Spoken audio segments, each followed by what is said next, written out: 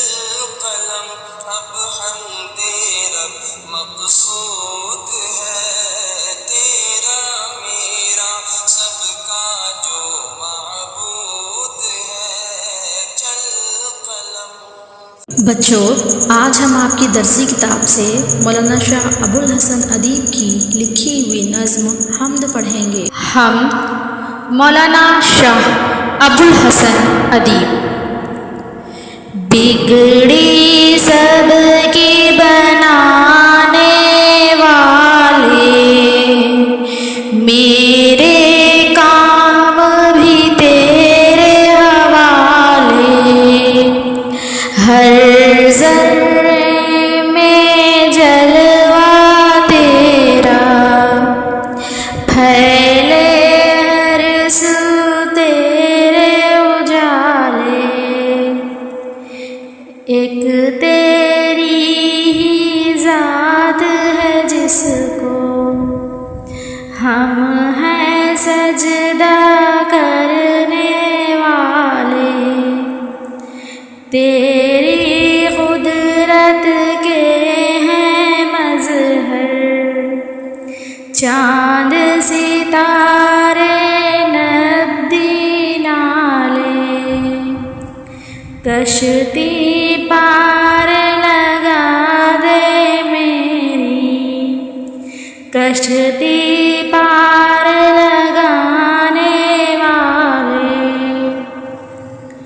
گمراہوں کا ہاتھ پکڑ لے، او بخشش فرمانے والے، چھوٹ گیا جب تیرا دامن، گرتے کو پھر کون سنبھالے، تیری کھوج میں ہم کیا نکلے، پھول بنے سب پاؤں کے چھالے، بگڑی سب کی بنانے والے، میرے کام بھی تیرے حوالے۔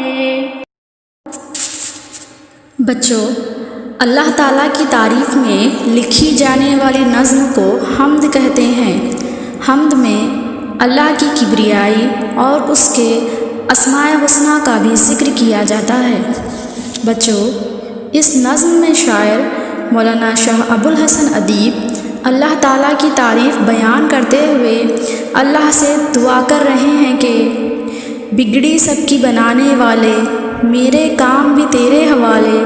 اس شعر کا مطلب ہے، اے اللہ، تو نے ہی قسمت بنائی ہے، ہماری قسمت میں لکھی بلاؤں کو صرف تو ہی ٹال سکتا ہے، اس لیے میں اپنے کام تیرے حوالے کرتا ہوں، تو ہی میرے کاموں کو سنوار دے۔ ہر ذرے میں جلوہ تیرا، پھیلے ہر سو تیرے اجالے۔ اس شعر کا مطلب ہے، اس کائنات کی چھوٹی سی چھوٹی شے میں اللہ کا نور ہے، اور اللہ کا یہ نور ہر طرف پھیلا ہوا ہے۔ ایک تیری ہی ذات ہے جس کو ہم ہیں سجدہ کرنے والے۔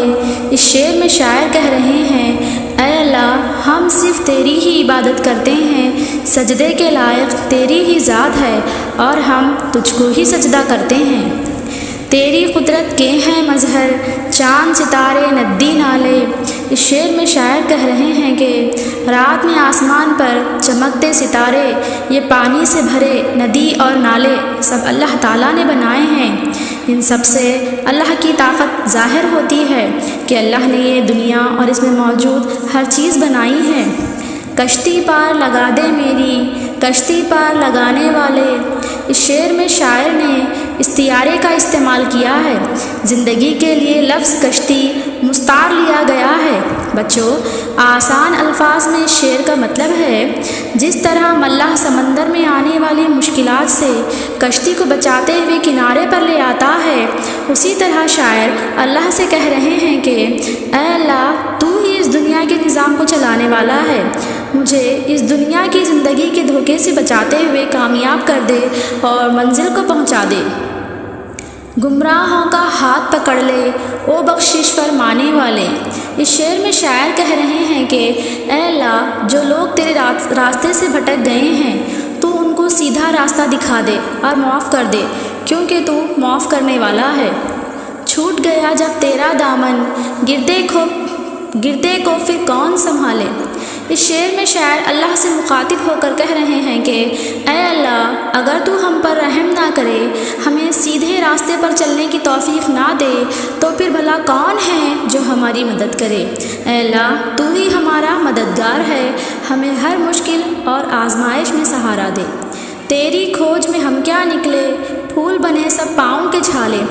اس شعر میں شاعر کہہ رہے ہیں کہ سچ کے راستے پر جب انسان چلتا ہے تب بہت سی مشکلات پیش آتی ہیں، جیسے کہ پہلے انبیاءوں کو پیش آئیں، مثلاً حضرت ابراہیم علیہ السلام، یوسف علیہ السلام، موسیٰ علیہ السلام وغیرہ، مگر جس طرح تو نے انبیاءوں پر آنے والی مشکلات کو آسان کر دیا، حضرت ابراہیم علیہ السلام پر آگ کو گلزار کر دیا، یوسف علیہ السلام کو کنویں سے نکال کر محل میں پہنچا دیا، اور موسیٰ علیہ السلام کی پرورش فرعون کے محل میں کروائی، اسی طرح تیری راہ میں نکلنے والے ہر انسان کی تو مدد کرتا ہے، مشکلات کو آسانیاں میں بدلتا ہے۔